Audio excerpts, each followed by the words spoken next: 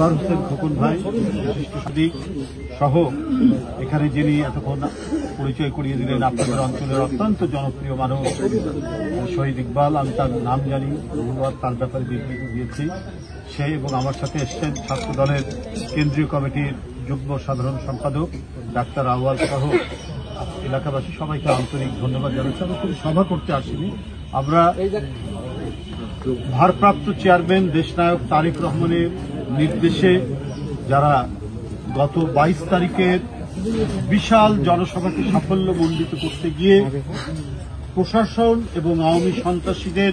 যৌথ আক্রমণের শিকার হয়ে নির্যাতিত হয়েছেন, যাদের রক্ত ঝরেছে, যারা সহিংসতার শিকার হয়েছেন, তাদেরকে দেখতে এসেছি। এখানে আজকে দলীয় কোনো সভার জন্য আসেনি, তারপরেও এত অল্প সময়ে যেটি শহীদ ইকবাল ভাই বললেন, আপনাদের এলাকার জনপ্রিয় নেতা, যে 10টায়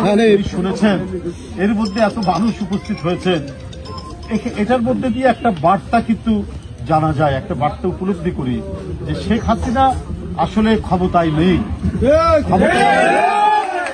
ক্ষমতায় আছে জনগণ, ও জোর করে ক্ষমতায় আছে,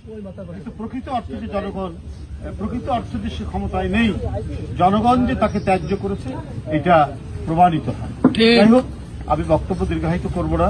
আমি শুধু এখানে যারা আহত হয়েছেন, আমরা এটা শুনেছি, গুরুতর আহত হয়েছেন, আমরা তাদেরকে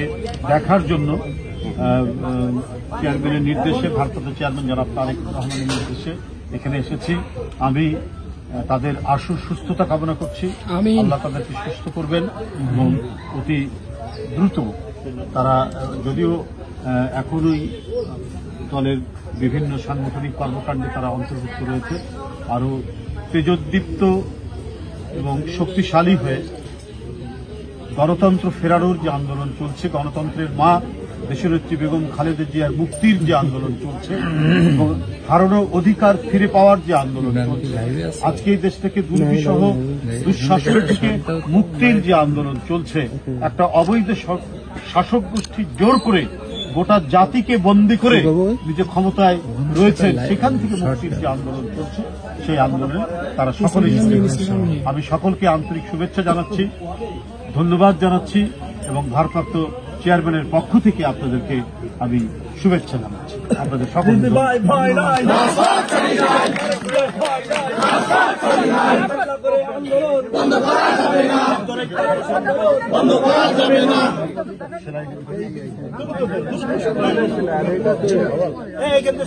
চাপ